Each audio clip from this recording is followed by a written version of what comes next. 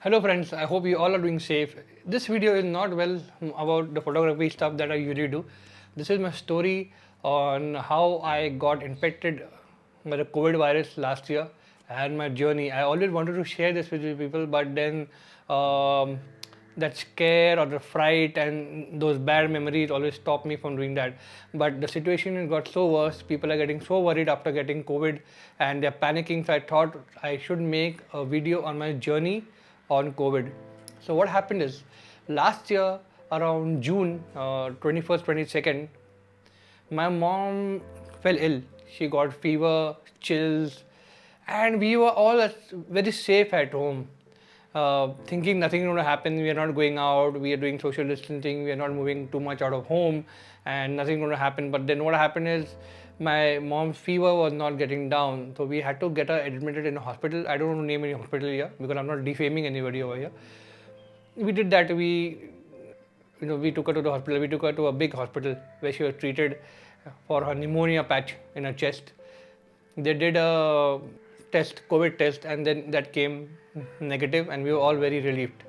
We brought her home very next day, but again the fever started to rise. We again rushed her to another hospital, and I was there. My sister was there along with her on 22nd June, and too much stress in the house. And COVID is very infectious. I, my sister, both were with her in the hospital non-stop. So the hospital where we had admitted her was not a COVID hospital, hence they told us to just immediately vacate the hospital and take her to a hospital where she can be treated for COVID. Uh, because of huge demand of ambulances and so much happening, we couldn't find one. Ultimately, I had to rush my mom in my own car. At the risk, I knew I definitely had contracted COVID because I was already there with her for 2 days, but there was no option. I had to take her to the hospital in my car, and I just did that. She got admitted in the hospital. Her treatment started. We started to quarantine at home, and then as a responsible citizen and staying in a society, people around us, we thought we should also get ourselves tested for COVID, and we just did that. We all got ourselves tested, and luckily my dad, who's 80 plus, he did not get infected. We all got COVID, and we started to quarantine at home, and we started losing the sense of smell, taste. Everybody started falling ill one by one, getting heavy fever, high fever. I was lucky that till fourth day I did not have any symptoms. I was positive, but then suddenly in the fourth day I started to get uh, crazy temperature, 102, 103, and it was just not going down. Day 1, day 2, day 3, day 4, and it was just not going down. Every night I was in high fever. It was very, very stressing and dehydrated and horribly weak. And I stopped eating because there was no taste, there was no smell. My nephew bought me some juices, like canned juices, pomegranate juices. Since I couldn't eat anything, I just drank up a lot of cold pomegranate juice, and that caused a lot of congestion in my chest, and that's where the whole problem started. And I started to get a bad congestion and a cough in my, due to the congestion, I was getting a lot of cough, and it was only going up and up. It was horrible. I spoke to my doctor, and he said that it's better you get yourself checked up, and by checkup he meant get an X-ray done. So I said fine, no problem. And that was a very tough period. Nobody wanted to get X-ray done without proper formalities and a prescription and all. Somehow I managed to get a prescription. I went to a hospital where my friend, a very dear friend, helped me. Arshad Bhai, he helped me to get the access to the hospital emergency X-ray ward where I got my X-ray done. And here you can see how badly my chest was congested with a lot of cough inside. And the doctor told me you have only one day. If you do not get admitted, you are in serious trouble. And because of that congestion, I was coughing. My heart rate was constantly 145, 150, gasping for breath all night, couldn't sleep, searching for hospital here, there, every possible where, and there was no bed available. And the situation was only getting alarming, and it was very, very bad. When you're knowing that you are running out of oxygen, There is no medical facility available anywhere. My friend, a very good friend of mine, Sanjay, God bless him, he helped me get a bed through his reference. Luckily, there was one patient who got discharged, and I got admission in hospital, and the treatment started. I went to the hospital, and I never thought in my life I would get hospitalized, because I'm almost 40 now. I am 40 now. Never have been hospitalized, and never in my life I thought I'll get hospitalized. But COVID brought this day in my life. I went to the hospital. It wasn't their fault. Too many patients, a lot of chaos, gasping for breath, wearing the N95 mask, even more tough. Thought I may just die any moment. And just to give you a little recap, I wanted to start my YouTube channel before, just around July. I thought I'll start and I'll begin this, and this thing just hit me very hard. I'd planned so much that I'm going to do this, I'm going to do this on my channel, but then this COVID thing hit me hard. Now, coming back to the hospital part, I was waiting at the reception, too many formalities to be done. I literally waited for around 4 to 5 hours. The cameraman who's recording the video now, Raju, we call him Khalu, he took me in his rickshaw without risking, he risked his life, but he took me to the hospital in his rickshaw. He left me at the hospital, and then my nephew and his relative, they helped me get the admission to the hospital. I had to literally waited 3 to 4 hours till the time I got my bed. Running out of oxygen, I think I may just collapse any moment. It was a very, very scary situation. A lot of things going on in my mind. Finally, I got my bed. I went to the bed, and I was given the oxygen support. And the terrible thing that the oxygen machine was working, but the pipe that supplied me oxygen, that had some blockage, and the oxygen was not reaching my system. And I was constantly telling the nurses, the doctor, this is happening. They were also too stressed out. Finally, after 4 hours, a good doctor came in, and he was like, "Oh my God, the oxygen supply is not reaching you because there's a blockage in the pipe. There's a defective pipe that came in my share." Unfortunately, he immediately rushed down. He went to the medical store in the hospital. He bought me another one. He gave me the oxygen and started to feel good. And it was bad, being on oxygen, heavy oxygen. It was a very ill feeling. The very next day, it was Friday, and I thought I will offer my prayers, at least sitting in a bed. And obviously, I had to go to the washroom for obvious reason, to wash my face and for nature call. Those few minutes of going to the washroom also was very heavy, because I was breathing very heavily and needed oxygen desperately, like how a fish would fall out of the water and breathe heavy, because without oxygen, that's how I felt. I tried to offer my prayers, my namal, just for 2 minutes it would take, but I couldn't. I was coughing, and I couldn't do it. I went back to my bed. I had a lot of tears in my eyes that I want to pray, I can't pray, and then I don't know why God is doing this. And I went back to my oxygen, couldn't eat. Again in the hospital, because no smell, no taste. All I was doing was having glasses of milk that was given to me twice a day, and somehow gulping 10, 12 heavy medicines, Fabiflu and this and that, all heavy capsules going into my body and making me feel miserable. 2 nights after the private ward that I was in, the hospital people, I had another roommate in the room, and at 3 o'clock in the night, the doctor walks in and says, "Hey, you got to vacate the room. We have some elderly couple who have come in and they need the bed. So we are moving you out of this ward." I thought, what's happening? I have paid you all the money for a private room. And no, don't worry. Just give us 1 day, we'll give you a private room. And in deep sleep and gasping for breath, no oxygen. Again, for a few moments, it was very ill feeling. I had to vacate the room, go 2 floors down with nobody to help. I had to carry my own bag, my own stuff, and that I don't know where the other guy went. He probably got a semi-private room or whatever. I was taken to the general ward, and there were 8 patients in that room. Imagine, suddenly from a semi-private room, you have to be put into a ward which had 8 patients in one room, sharing the room, and a lot of lights and disturbance. I said, fine, nothing much can be done now. And that too, I had to wait for 10-15 minutes for them to vacate the bed, and give me the space. I was again gasping I was standing by the side of the bed. So as I said, I stood by the bed and I was gasping for oxygen, standing and taking the oxygen to just be alive. That's where I realized the value of life, the value of air that we breathe, that God has given, and we take things so much for granted.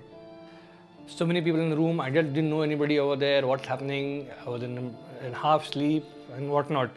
I went to sleep, and I was literally sleepless from last so many nights because I was unwell. I slept around 4 o'clock, and 5:30 a nurse comes and she wakes you up. Oh, wake up, wake up, wake up, uto, uto, uto. Now what happened? You got to change your bedding. You got to change your hospital uniform. Now look at the time, it's 5:30. Yeah, this is the way it happened in the hospital. 5:30 she woke me up, and then the bed sheet being changed. I hardly used it for two hours, and it was still changed. Everybody got up, and head spinning, weakness, and then around 6 o'clock another nurse comes, and she's inexperienced nurse. She comes with a syringe to take my blood sample, and by the way, the blood sample was taken every day in the morning at 6 o'clock, and this happened again. She came and she's taking my blood sample. She's poking me here, she's poking me there, she's poking me there, she's poking me here. My hands are hurting because I was not well. The body has completely given up. She took 7 to 8 attempts to get the blood out of my vein, and it really hurt a lot. It really hurt a lot. I mean, that pain was immense. It was a really immense pain, friends. And I told her, what's happening? I mean, you know how to get the blood test done? Why don't you call a senior nurse? I say, I'm trying. Well, you're trying. This is not a lottery that you're trying. I'm a human. It hurt me. Finally, she called a senior nurse. She came, and it was very easily, in a very simple manner, she identified my nerves. What happens when you are ill, when you're so sick, your nerves, they dehydrate and they go inside the skin, way deep inside. It's very difficult to find. Only an experienced practitioner can do that. That lady who came, the nurse, she somehow found my nerve, and she very nicely injected the injection, and it got the blood out.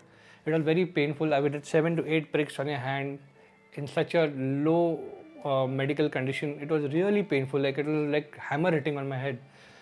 However, the blood test happened.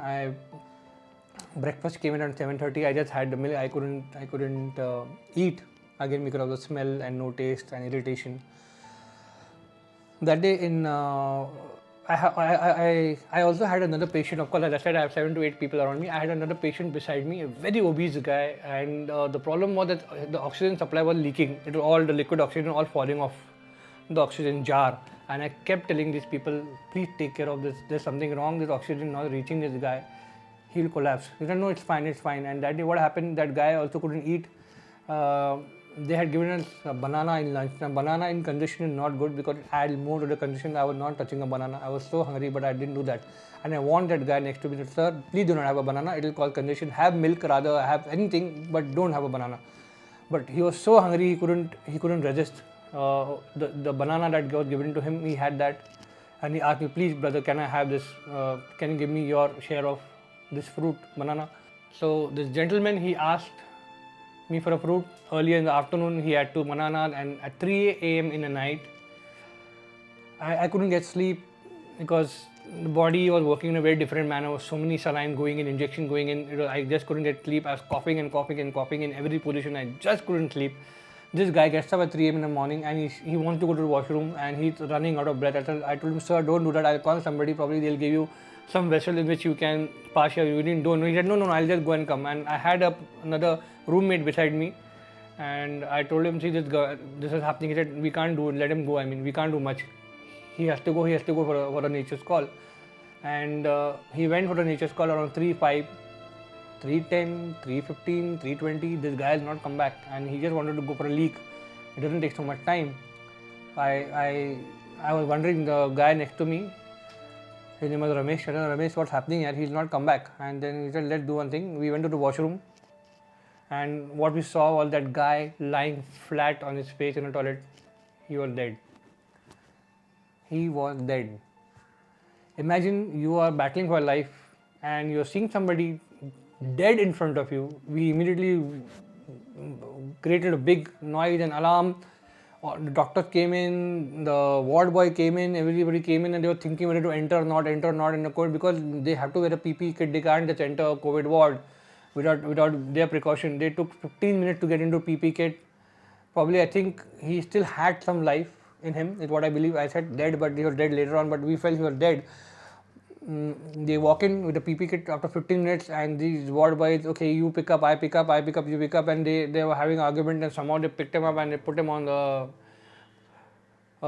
stretcher and they took him. And the next day we came, when he asked about it, this guy was dead. Now imagine the kind of stress you're going through. You admitted you're battling for your own life, and you're seeing somebody dying in front of you, and that was horrible. The day went by, we all in depression. What's happening? What's going to happen to us? Are we going to make it back home? I never spoke about this to my family. I just told them this happened, but I was very scared from inside. Not too sure what's going to happen next.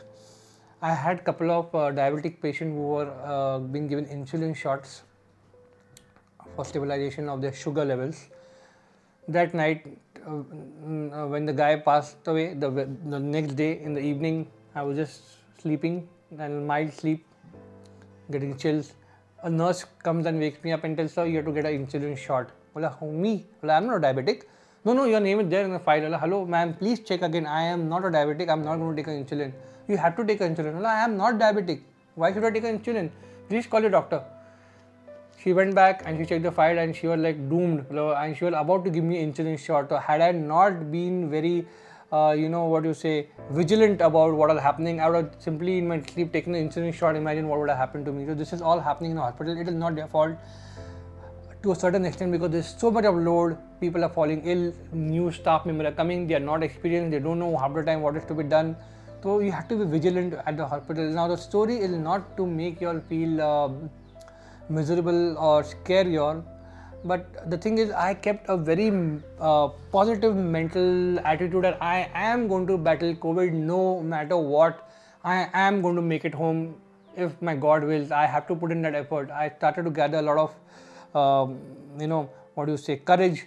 I started to get more jovial. I came out of the depression. I was talking to my roommates. I was making them feel good. Created a nice environment. I had 3 to 4 very old people, senior citizens. We started singing old songs as much as we could with the strength that we had left. We started cracking jokes. We were sharing some good memories about our life. They were sharing their experiences. So that's how the whole environment started to get a little conducive, and it was a nice. Everything got lightened up. The mood got lightened up. People started to get a little better. They started to feel nice. They started to feel positive. And that's how the day came that I had to be discharged. So 1 day prior, they took my test. I cleared all of them. The chest X-ray, the blood, everything, all reports I cleared.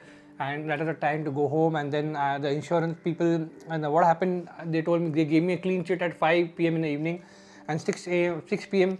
the hospital billing counter would close. Now I had only 1 hour, and the insurance people were not answering the call, and I had to leave the hospital where I had got a discharge. So what I did is, I had carried a couple of credit cards just for emergency purpose for myself and some cash. I gave the card to my nephew, and then he swiped the credit card. We paid the bill, and later on we got a reimbursement from the hospital.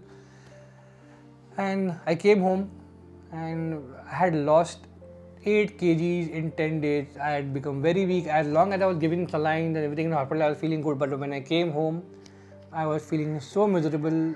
I was so weak. I still couldn't eat, and a lot of acidity, because I'm not eating. I'm getting acidity, and I was not feeling well. I looked at myself in the mirror and I cried like a small baby for few minutes. That how have I become? My face has become so small. My body has shrunk down. I have no strength to walk. I am wobbling from left to right. I have no strength left in my body, like a newborn, like a small child who's learning to walk is wobbling here and there. And that feeling was there for a very long time, and it really made me feel so bad. I was so depressed because I was very, very, very, very weak. Slowly, I started to eat little, and then I visited my homeopathy doctor, Dr. Raisoni, fantastic person. He gave me a lot of positive vibes by talking to me. He told me how to go about this and how to feel better. He gave me some medicine so that I couldn't sleep and what happened is I couldn't sleep again till 6 o'clock, 7 o'clock in the morning. I couldn't sleep, and the day I came back from the hospital that night at 3 o'clock, my heart rate shot to 175, sweating, and I thought this is the end, and this is the end. I'm just going to die right now. 180 beats per minute is where your heart is beating. You're sweating, and the attack is there any moment. I couldn't talk, a word couldn't come out. I was frozen. I couldn't even wake up my wife to tell her that what's happening. But then I calmed down. The heart rate went down. I went to the washroom. I splashed a lot of cold water on my face, stood under a fan, and it was morning. It was namaz time. I just offered my namaz in sitting position somehow. I felt good about it. It was over. And coming back to the homeopathy doctor, he gave me some drops, which was a mind relaxant, because I was overthinking that was not allowing me to sleep. He told me take this drops before you 3 hours before you sleep, and it will calm down your thoughts and you'll sleep easily. So and that was non-habit forming. I just took it for 4 or 5 days, and automatically slowly I started to feel better, and then slowly I started to work upon myself, my fitness. I went to terrace and I started to take 10-minute walk, 5-minute walk, 10-minute walk, 15-minute walk. That's how I started to feel better, and it took me a month to be back to my normal fitness level. And then from there on, life has been good, God has been kind, and that's how, with a positive thought process, I came out of COVID. I beat COVID. I'm a COVID survivor. I feel good about it, but that doesn't mean it cannot come back to me again. I have to be careful. You too, please stay at home. The story that you heard is not an easy journey to go through, my friend. Many people do not have the mental capability. I'm not saying that I had it. I somehow gathered courage. God was kind. I had a lot of good wishes, prayers from all you lovely people, and that's how I rose to the situation. And today, by the grace of God, all is fine. I'm working out daily. I'm fasting my Ramadan also now.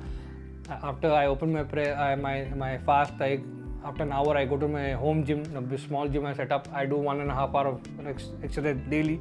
One day weights, one day cardio of 45 minutes on a treadmill. That's how I'm trying to keep myself fit, because I was very obese that time. I was very obese, and because of being obese, COVID attacked me very easily, and it gave me a lot of problem in breathing. Now since it's always good to be as fit as possible so that it does not affect you as much as it would affect an obese people or somebody has a lot of other ailments. So people, please stay safe. I hope you all like this story and learn something from it. And not to mention that God has been great. I came back from the hospital. I came back from the mouth of death, and I initiated my channel in August, and today I'm on 2,000 subscribers. I thank you all for your love and subscribing to the channel and staying with me. And this is the journey of person you know, but the journey you don't. So please stay safe and be home as much as possible, and take care of yourself. This is a phase. It will go away. Nothing lasts for long. Just detect yourself for any problem that you have, and please start your treatment early and as soon as possible, because I delayed. One day of delay would have cost me my life, but God has been kind. So please take care of yourself. Be safe. Be smiling. Be positive. This too shall pass.